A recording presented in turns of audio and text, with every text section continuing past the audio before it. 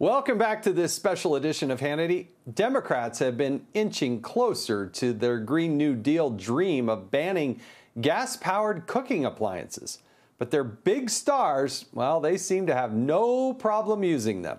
Yesterday, Vice President Kamala Harris posted a 4th of July tweet appearing to use a gas-powered grill. And as the Washington Free Beacon pointed out earlier this year, she's just the latest climate-crazed Democrat that may want to clean up her social media. First Lady Jill Biden was caught using a gas stove, and so was California Governor Gavin Newsom. And here's Elizabeth Warren back in 2020 reporting on Instagram that she accidentally set the marshmallow sweet potatoes on fire, of course, using a gas stove. Here with reaction, our host of the Tudor Dixon podcast, Tudor Dixon, and host of the Monica Crowley podcast, Monica Crowley. Thank you so much for joining us. Monica, I want to start with you. The hypocrisy, I mean, it's hard not to smile when somebody preaches something, they say they want to put it into law, they want to take it away from you, but they have no problem using it themselves. Yeah, you know, that's exactly right, Jason. Great to see you and Tudor.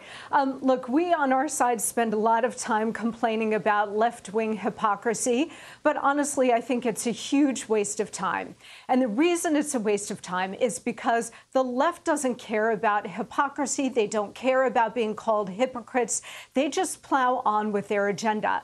And because they don't care, there's no sense of shame or conscience on their part for their behavior. And because there's no sense of shame, there's no incentive to actually change their behavior. So complaining about hypocrisy is just talking ourselves into circles. This is not hypocrisy. This is hierarchy. This is the globalist elite ruling class, both here and abroad, imposing all of their insane regulations on the rest of us, while the rest of them just go live large, live in their lives, partaking in all of it. So while they want to strip you of everything from the gas stoves in your kitchen to your freedom of speech, they have access to all of it, and they enjoy all of it, and they are lording it all over all of us. Tudor, what do they expect us to do? I mean, like, honestly, what would they want us to actually cook things in? And don't tell me that electricity doesn't, you know, how do you generate electricity? Coal? Nuclear? I mean, these are the main forces that actually move electricity forward. But of course, they want to take away your gas stoves at things that actually work and people like and enjoy.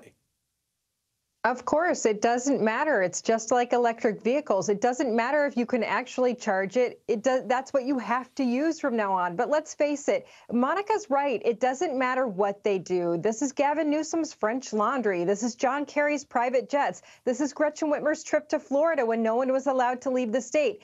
They don't care. And until Republicans start holding them accountable come election time and actually putting this out on the airwaves, hey, let's not forget, they want to take this from you, but they think they should have it. We are not going to be beating them at this. So we need to make sure that people don't forget that these folks want to live the high life, live as elitists, and keep you down.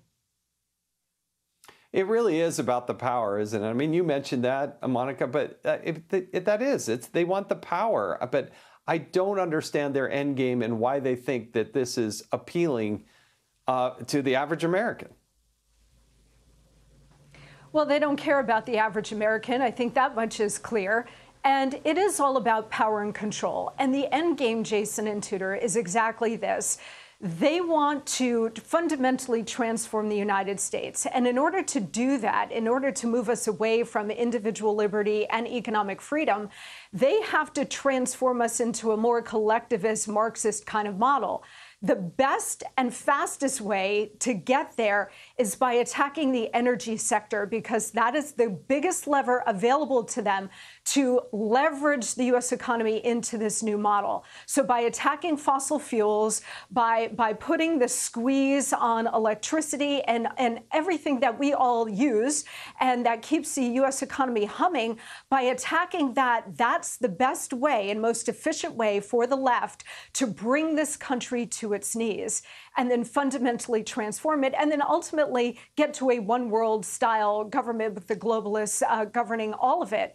But the only only way that they can do that is by crushing the U.S. economy and, of course, flooding the zone with a wide open border and lawlessness and the breakdown of law and order and all of the rest. This is all part and parcel of a very deliberate plan to take down the United States of America. Yeah, unfortunately.